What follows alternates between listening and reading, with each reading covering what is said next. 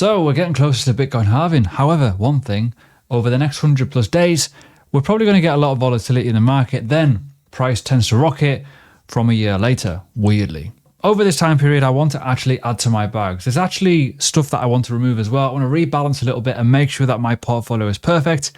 And this is going to give me an opportunity, hopefully, to do that. But I also want to add to my bags with profit I took from a couple of weeks ago. If you remember one of my videos, I will reveal what I'm going to do in this video very, very soon. I am going to explain though throughout this video how to handle dips and what to do with the trend. Just if this is a new dip to you, a 30-40% correction in altcoins is actually relatively normal in a bull market, which is pretty scary. However, this time's a little bit different. Before halving, there's usually a run up anyways, but we have surpassed the all-time high of Bitcoin, remember. But the trick is to zoom out and look at the bigger picture. However, I will say this, please do your own research. This is not financial advice in any way, mainly for educational purposes only. So Bitcoin halving is just around the corner, but we want to focus a little bit on what halving really means and why it works for Bitcoin in such a way, which has given us this opportunity for a dip potentially, right? Now, first things first, we need to understand what hash rate is. Hash rate is essentially how many miners are online, essentially in terms of the power, the computing power, and it's kind of at record highs, kind of ish, but it is slowly coming down. Halving is a catalyst for potential Bitcoin miners to do a bit of a close up, to replenish some of their kit, because they have to do something very, very important once this bit kicks in. Why? Difficulty adjustment is at its all-time high. What this is essentially how hard is it difficulty-wise, right? Cryptography. So game theory, more miners have got, the more, they can potentially win as a reward. Them rewards are halving, right? So when we talk about this, it started off at 50, 25, 12, you get the idea? We're going to basically halve again, right? Following so far, I hope you are. So imagine you're working, you're making $1,000 a month, whatever, and that gets slashed in half. It means you've got to work twice as hard to get the same amount of money. That is what's going to happen. But overall, right, this is a huge factor. The data shows that within 100 days of halving, the price tends to stabilize. It doesn't seem to do anything crazy, but it tends to stabilize, right? Certainly when you think about positioning wise. A year later, though, often halving brings a massive price rise for Bitcoin. So I want to be more heavy in Bitcoin, certainly to monitor this sort of phase. This might create dominance to increase, but you might actually find that some of your altcoins may lose value in this time period because people will get rattled out of the market. We've had a big, massive influx of people coming back to the market, but can they handle this dip? Well, I'm hoping this video will kind of educate you a little bit on how to do that. Before I go any further though, right, a little bit of alpha. You've probably never seen much of this, certainly on YouTube in crypto, right? If you are in the UK, you can be in other countries too, and you've got an ISA, you can get stocks and shares ISA, right? There is actually Bitcoin miner stocks out there, right, that actually specialize in mining equipment. Quite a few here. So Marathon Digital, for example, CleanSpark, Riot. There's two that I have anyways. But you can also buy into like some MicroStrategy. It could be an alternative for you to be in the stock market, but utilizing them. Now, with these bad boys, a lot of them have been invested in by Vanguard, by BlackRock, Fidelity. They're massively into it. This is going to become a potential big play in the market, right?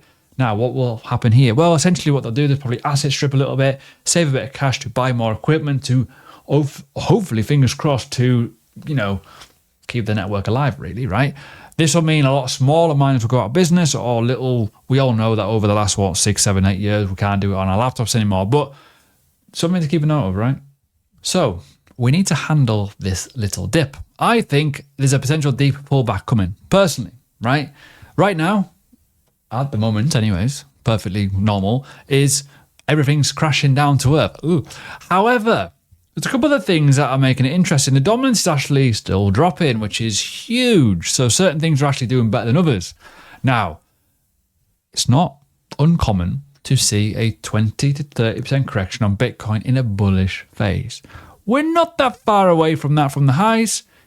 We're about 10, 11% dip. Not bad. Now, to handle the dip, you've got to look at the higher time frame. It's a weekly time frame. Moving average 21, mentioned in my previous video, still around 52%. This is kind of a nice juicy little level where it could fall into, in my opinion. When we look at the likes of Ethereum, crashed a little bit further, and you can see where it's going here. The EMA is actually at 2,800. Bit of a lag, right? But a little bit of a trick for you all, right? When the price moves quite far away from the moving average, you can actually look to take profit, take money off the table. As I mentioned before, I have taken a little bit of profit, certainly a couple of weeks ago. Pretty good decision making, especially on the likes of Near Protocol and stuff like that.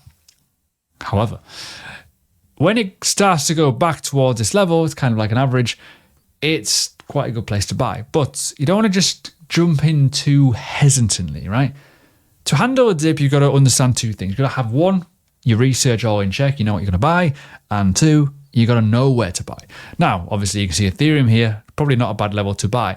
But you can see here, earmarked here, there's another deep level. Now, don't be greedy. Key thing here, don't get greedy thinking of, it's going to go there. It might not. So for me, if we're going to use Ethereum as an example here, you'd look at that previous level. You'd also look at the moving average.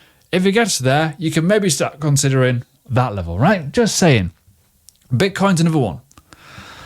We've got this previous level here, this 60,000 psychological level. You've also got this kind of area here of deep pullback, and then you've got the moving average. Just do it incrementally at little parts, right?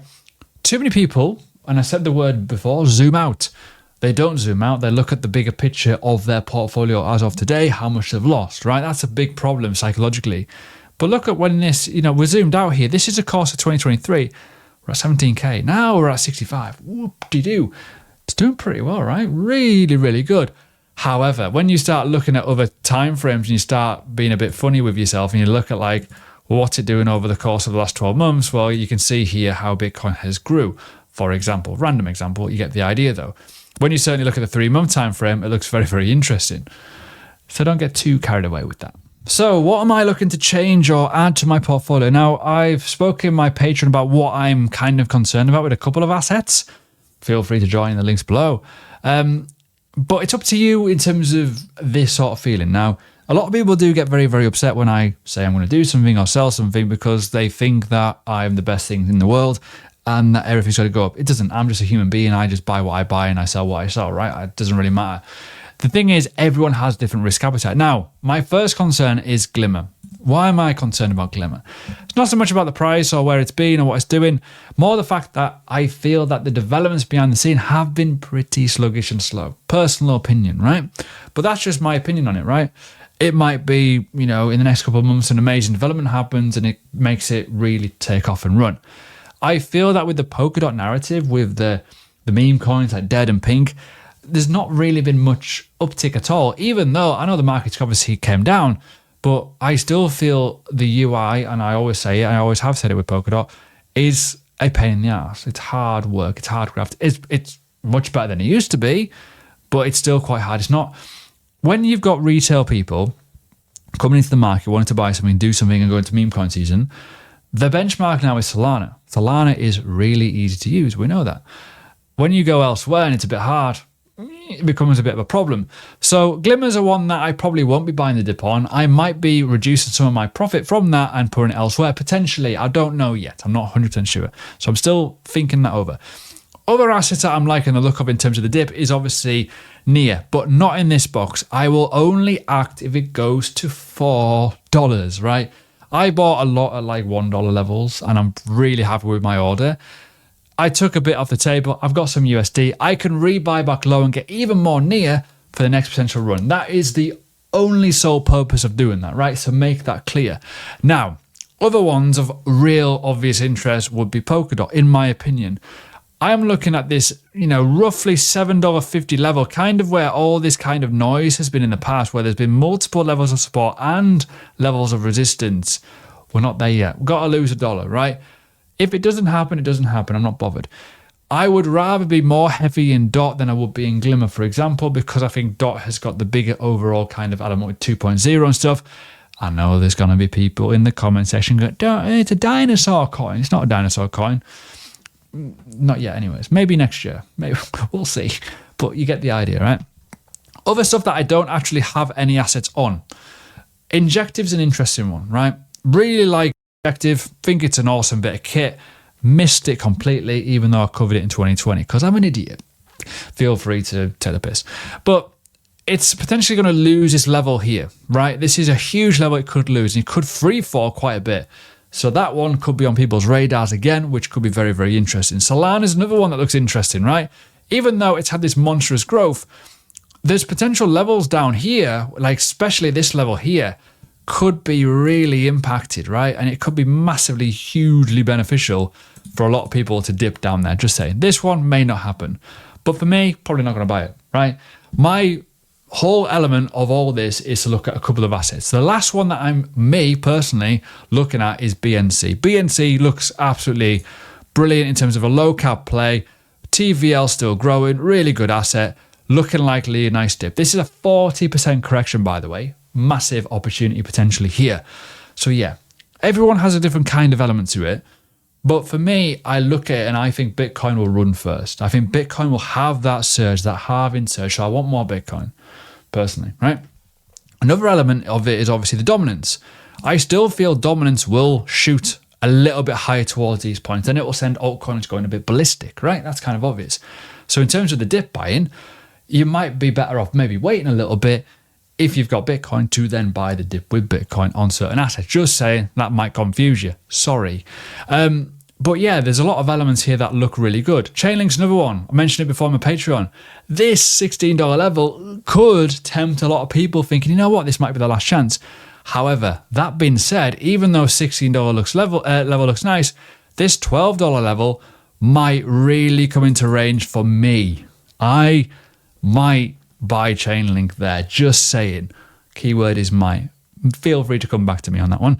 But there's a lot of opportunities here, and I also talked about it on my Patreon that if you are genuinely struggling with what you've got and you're not doing your research and you're kind of a bit sluggish and delayed with certain things, you're like, oh, what's happening? It might be a good chance to rotate a couple of things because you're not going to lose much. If you are going to rotate, you've got to have full conviction with your own research to sell that asset that you don't want anymore and buy something that you do want. Stuff changes. This market evolves quicker than any other market. It's different to the stock market. It's different to anything else, right? You have to be on the ball. And I've mentioned it. I am not 100% sure of Glimmer for the future. I may keep some of it. I might keep all of it. I might rotate into something else. I might sell it and put it into Bifrost, for example. I might sell it and put it into Bitcoin, just chill on it and then come back to it at a later date. Because some of their BTC pairs actually, when I come back to it, might just crash even lower if Bitcoin dominance increases, right? Huge factors and decision making has to be made, right? So there we go. I think I'm done talking and waffling today. Feel free to like this video. Check out all the links below. And again, just to reiterate, this is not financial advice.